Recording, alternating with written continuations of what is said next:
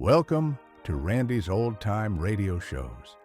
Tonight, step into the world of Suspense, a series that mastered the art of keeping listeners guessing. From unexpected twists to chilling revelations, these stories have captivated audiences for decades. Keep your ears sharp and your senses alert.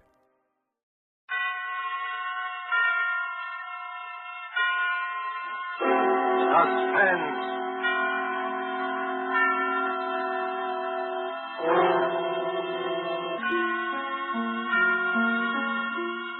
This is the Man in Black, here to introduce this half hour of Suspense.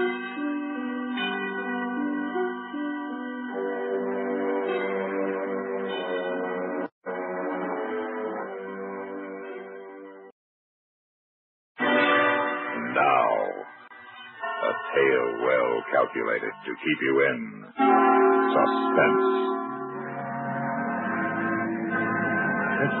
The Track Express train from Paris to the French Riviera, which in these carefree days before the war used to make the journey from Paris to Nice overnight.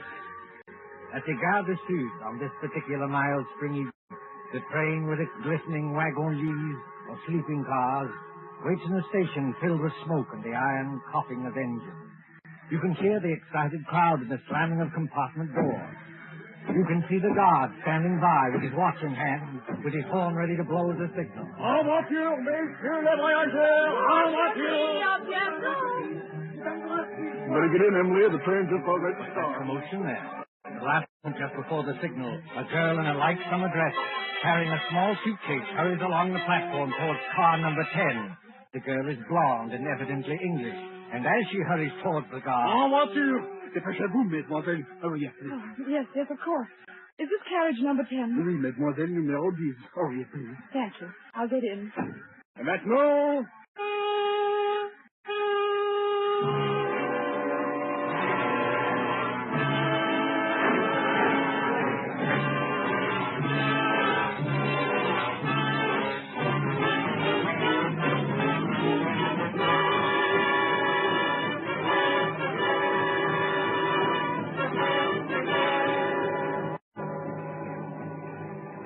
Corridor must be at least a mile long. Car 10. Compartment number 6. Compartment number 6.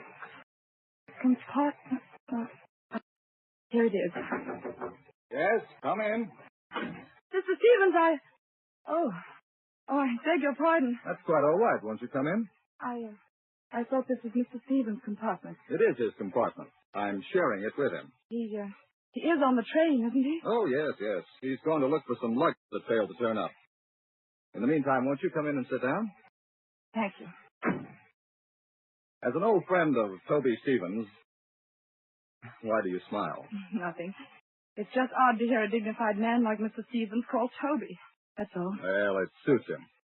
As an old friend of his anyway, may I introduce myself? I'm Ken Blake, on vacation from the American Consulate in London. How do you do? My name is Gray. Marjorie Gray. I most particularly wanted to have a word with Mr. Stevens. Miss Gray, will you pardon my impertinence if I ask... Ask what? Whether it's about your Aunt Hester at Monte Carlo, and the man who seemed so determined to scare her to death. You know about that? Yes, a little. After all, that's why Toby's left his law practice and come all the way from London. He said... Mr. Stevens. Marjorie! Hey, Scott, what are you doing here? I came up from Monte Carlo especially to see you. I thought I'd find you in Paris, but when I got to your hotel, they told me you'd gone. Cook said they'd reserved a compartment on this train for you. So, well, here I am. But why? Before you see Aunt Hester, Mr. Stevens, I want to know what you meant by that letter you wrote me. I meant exactly what I said, Marjorie.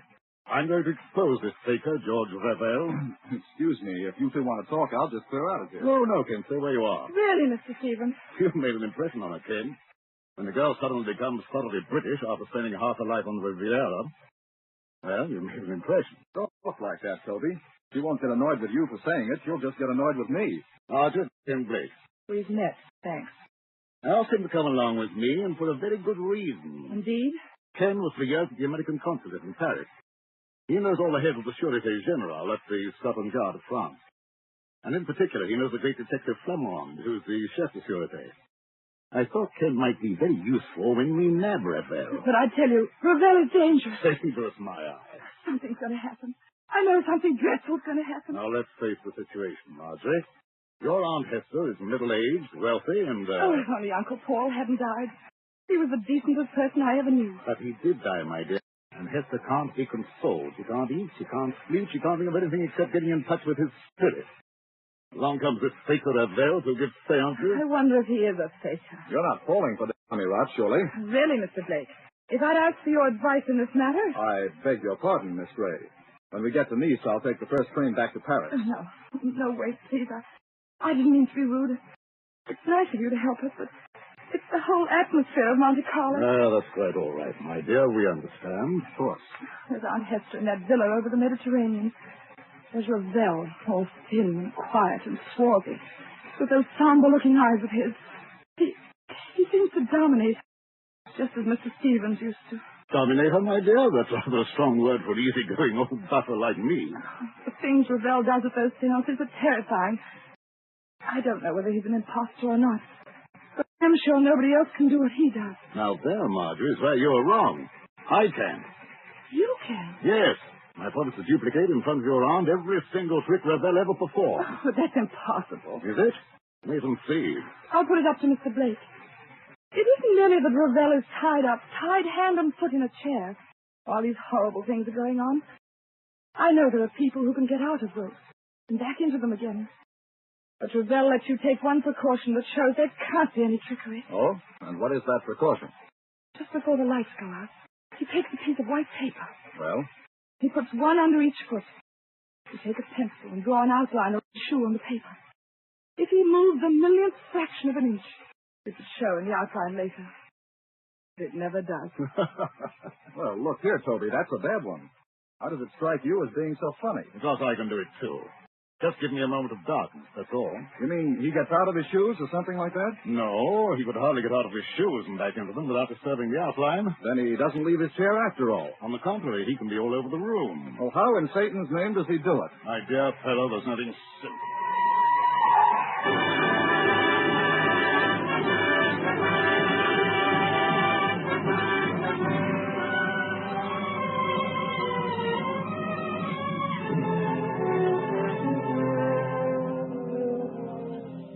The Villa Bijou, Monte Carlo, the next evening. On the lighted terrace, that white villa, overlooking the olive groves and the sea, three people are seated at their ease, enjoying the night air. Below glitters the town, a white prom-gown. But even its lamps are dimmed by the firework illuminations from the Promenade des Anglais. When the Principality of Monaco celebrates its ruler's birthday, great rockets go hissing upwards to burst and bloom in colored fires against the black sky.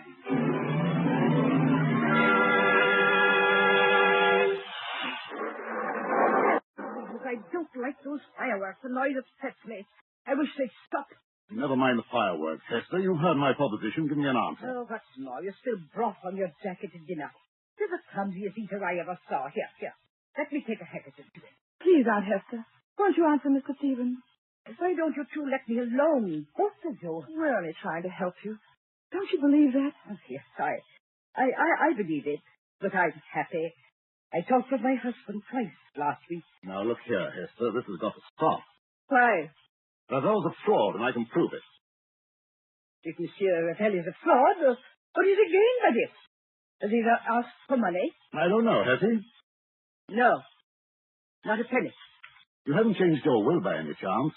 People do queer things sometimes that even their solicitors don't know about. Oh, no, dear, I haven't changed my will. When I die, Marjorie inherits everything. I am a lonely woman. I'm getting old. I haven't got much to look forward to. Why don't you go your way and let me go mine? Suppose Ravel is a fraud. Just suppose it. Well, all right. Have your way. You wouldn't like to think you'd been deliberately tricked and imposed on now, would you? No. Now, listen, Hester. If I prove to you these so-called miracles were really tricks that I can do myself. Oh, don't be ridiculous, Alex Stevens. I'll prove that here and now. Would that shake your faith a little? Yes, I suppose it would. But how did you become so clever all of a sudden? How did you become so gullible all of a sudden?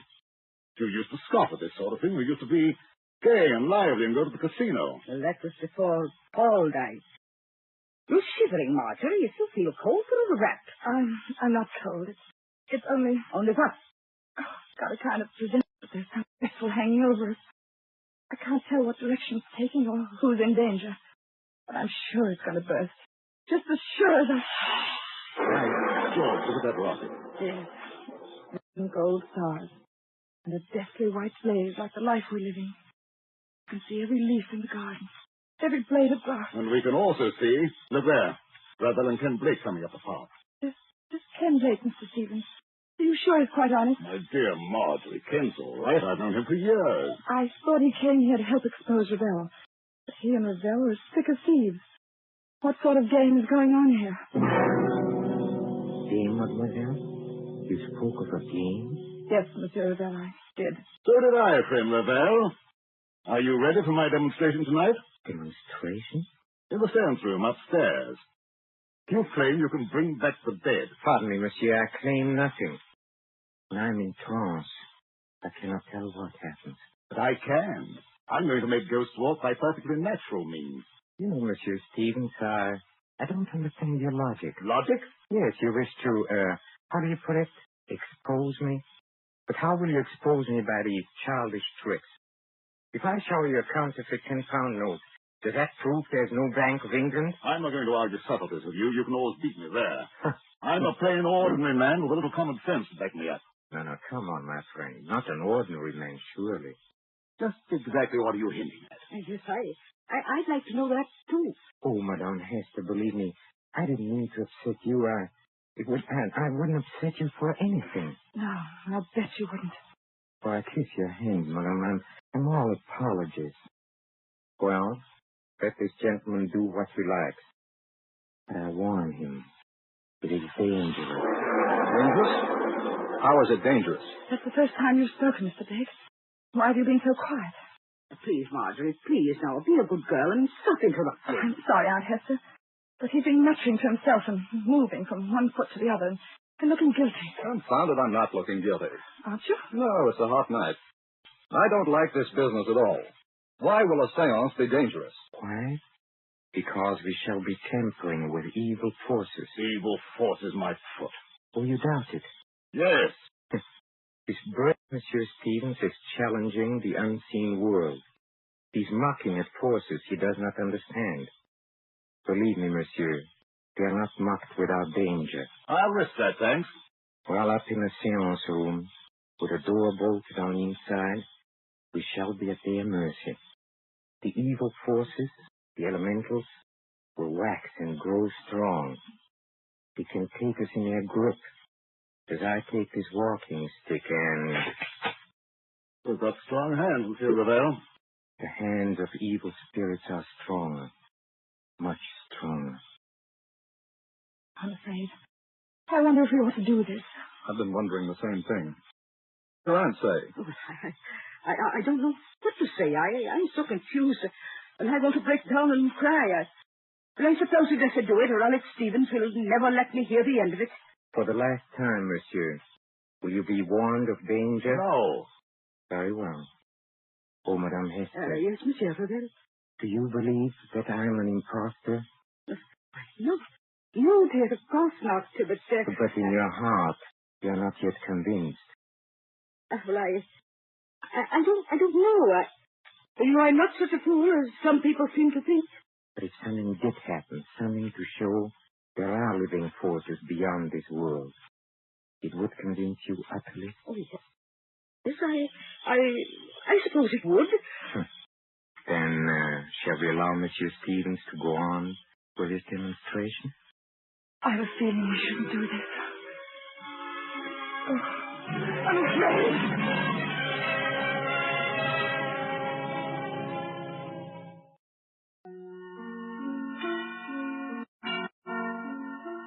Upstairs at the Villa Bijou, there is a small, bare, deeply carpeted room. Its only furniture consists of a round table, 5 chairs, and a large cabinet phonograph. There is only one door, and there are no windows. In one chair, a little way back from the table, sits Mr. Alexander Stevens.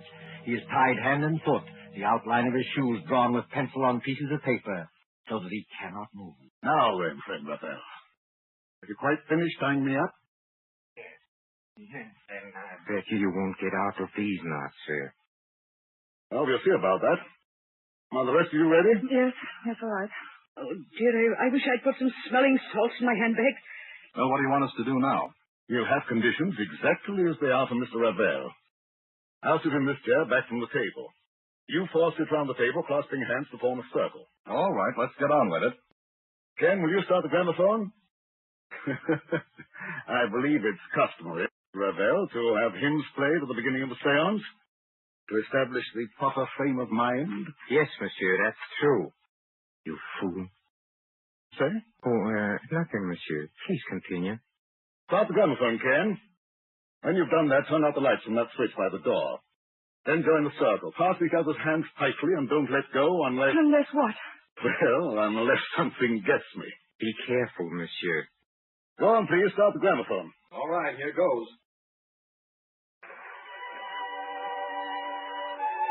Now the lights, Ken. Switch off the lights. Right? Yes. There you are. It's pitch dark. I can't see my way back to the table. Here, Ken. Here's my hand. Thank you. Mine on the other side, Mr. Blake. Thank you. I've got my bearings now. Are all of you clasping the hands of the next person? Then quiet and wait for what's going to happen.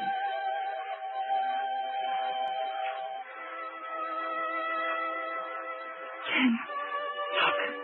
Look where? Over there, where Mr. Stevens is sitting. What about it? There's a luminous spot in the dark, about the size of filling it. Shh.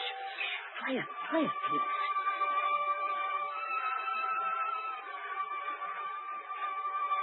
Did anything touch the back of your neck? No. Sorry, Stevens, I know it. This was not on the program, madame. Break the circle and get those lights on. The luminous spot is still there. Oh, hurry, Ken. I can't see my way in the dark. I don't know which direction the lights are. Wait a minute. Here's the wall. If I grope along here, I ought to find the... Yes, here it is. Lights. Quiet silence, mademoiselle, if you please. What's wrong, Mr. Stevens? What's that sticking out of his chest? The handle of a dagger. And a good deal of blood has soaked through his coat, too. Oh, Monsieur Blake, will you turn off this gramophone? Yes, certainly. But you're not saying that Toby Stevens is dead? I'm afraid he is, my friend. That's a direct heart wound. Perhaps 10 seconds of intense agony, and then the end. Or is the door still bolted from the inside? Yes. And we are all alone, here, the four of us. This rash gentleman, one imagines, did not kill himself. Too well tied up. I know who killed him. Mr. George Ravel. You did, with luminous paint. I killed him, mademoiselle? With luminous paint? I mean, that was part of the trick. You tied him up. You were the only one who touched him. And? What is that, mademoiselle? Luminous didn't show up in the light. You smeared a little of it on his coat. That shows you exactly where to strike in the dark. I commend your good sense, madame. But there are two excellent reasons I had nothing to do with this. First reason, I must keep to myself, but the second reason can easily be proved. Well, what is it? Well, to the time that man screamed, you yourself were holding my right hand, and Madame Hester was holding my left hand. Did either of you let go at any time? No. No, that is, I didn't. What about you, Aunt Hester? No, Marjorie did. I didn't go either. He never moved. Hold on. Wait a minute. Well, monsieur, speak up. I was holding Marjorie's hand on one side and her aunt's on the other. And they didn't move either. Nobody let go or left the circle. That's true. Consequently, none of us could have killed Toby Stevens. Yes, it is true. Somebody must have sneaked in here. Oh, no. As you said yourself, the door is bolted on the inside. Then who the devil did kill him? Well, that's the question. Has anybody ever seen that dagger before? No. It looks like one of those curio things you buy in the shop. Yes, and with a design of wooden scroll work on the handle. No fingerprints will show. Nothing else. That's a musical instrument. A tambourine, an accordion, and a speaking trumpet. You know, I blame myself for this. You ought to. Why? Because you killed him. Don't ask me how, but I know why. Indeed, mademoiselle. You found my motive. Yes, I have. You've got Aunt Hester fully believing in you now, haven't you? Easy, Marjorie. In another minute, you'll be talking about forces and elementals and heaven knows what. You'll be saying it was a spirit hand that killed Mr. Stevens because nobody else could have. Please, Marjorie, brace up. Someone's got to send for the police. Why don't you send for the police, Ken? Couldn't you help us there? Help you? How? Mr. Stevens said you knew the heads of the Sûreté. He said you knew this man Flamand, who was supposed to be the greatest detective in France. Oh, but this isn't French territory. Monte Carlo is the independent state of Monaco. I'm sorry, Marjorie. Ordinarily, I might have helped. You mean you won't help us? I'm sorry, Marjorie. I can't. And I've got to help myself. George Ravel, you killed Mr. Stevens. But how? Yes, how?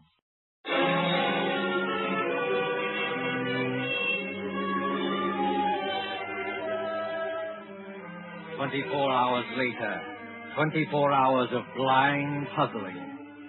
In the railway station at Nice, 9 miles from Monte Carlo, the night express for Paris is already underway. The guard has blown his signal, and the great wheels grind. A young man, hatless and worried, pushes through the crowd past the already moving train. Non, monsieur. C'est défendu. Vous êtes trop tard. Too late, nothing. I'm getting aboard this train. Prenez garde, monsieur. Prenez garde. I'm sorry to have caused you any trouble, guard. But do you happen to know whether... Marjorie. Ken Blake, what are you doing on this train? Exactly the question I wanted to ask you. Walk along the corridor with me, will you? All right. Marjorie, you little idiot. What's the idea of running away? If it's any of your business, Mr. Blake, I'm not running away. I'm merely going to Paris. You were told to stay in Monte Carlo. Don't you know you can land in jail for this? You're in jail, too, won't they? Yes, I suppose so. But what's the idea of going to Paris?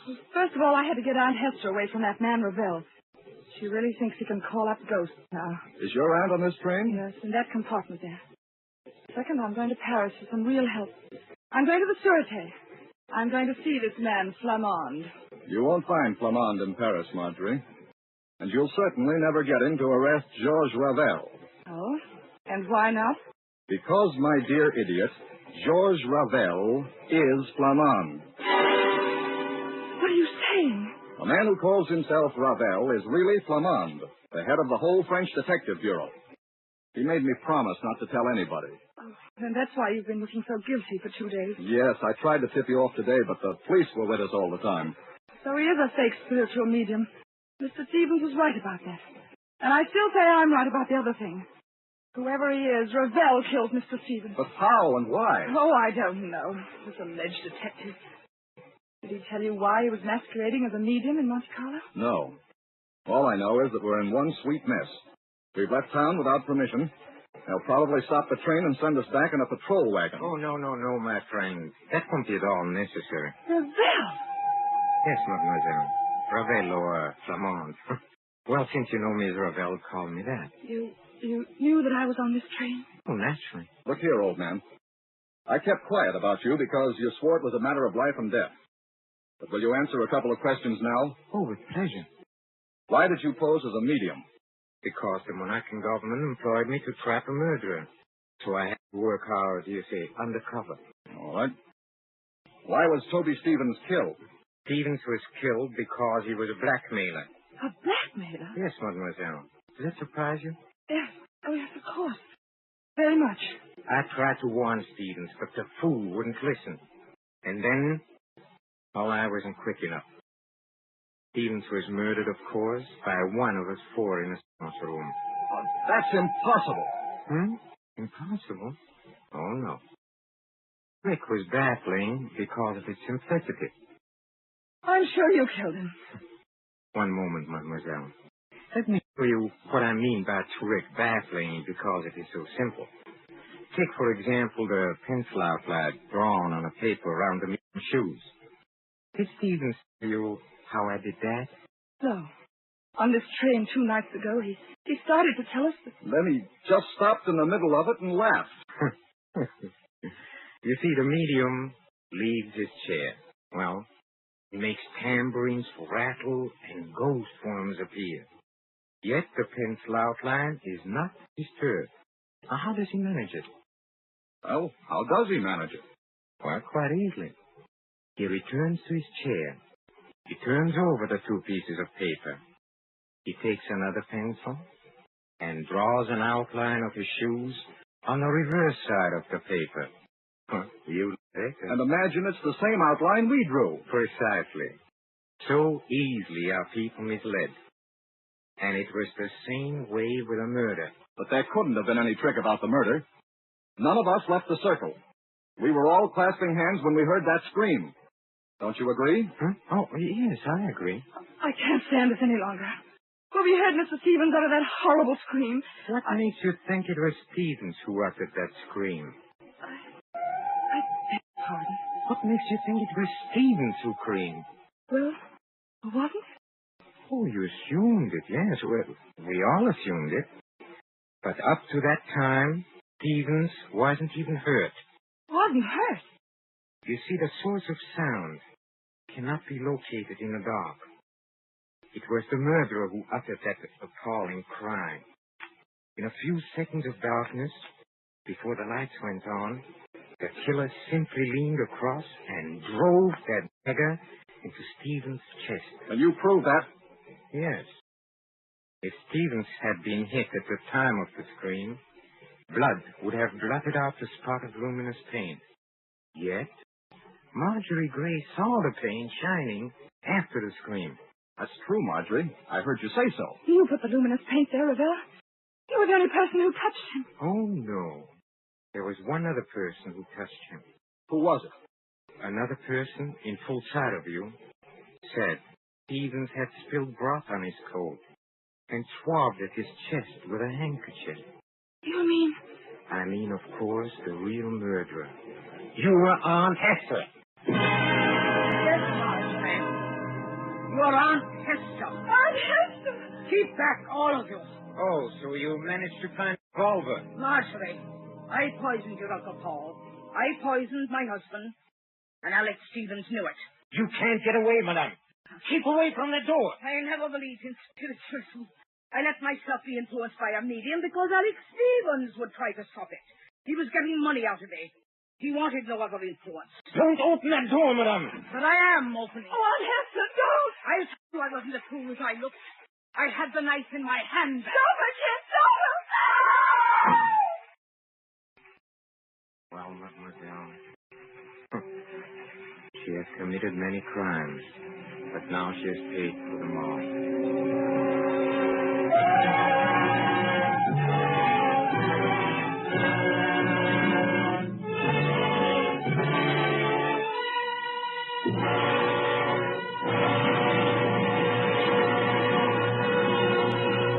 And so closes tonight's tale of Suspense. Well, folks, that's it for this episode here at Randy's Old Time Radio Shows. Before we wrap up, it's worth noting that Randy dedicates countless hours to restoring and editing every single show before it's uploaded for your listening pleasure. Our goal is to preserve these old-time radio treasures and make them sound as clear and warm as the day they were first broadcast. If you'd like to support his hard work and help keep these classic shows coming, any donation, big or small, is sincerely appreciated. You'll find donation links in the description below. Or if a QR code appears on your screen, simply point your phone's camera at it and follow the prompts. Randy sincerely thanks you in advance for helping keep these shows alive. Thanks for joining us, friends. Until next time, keep the memories warm and the stories close.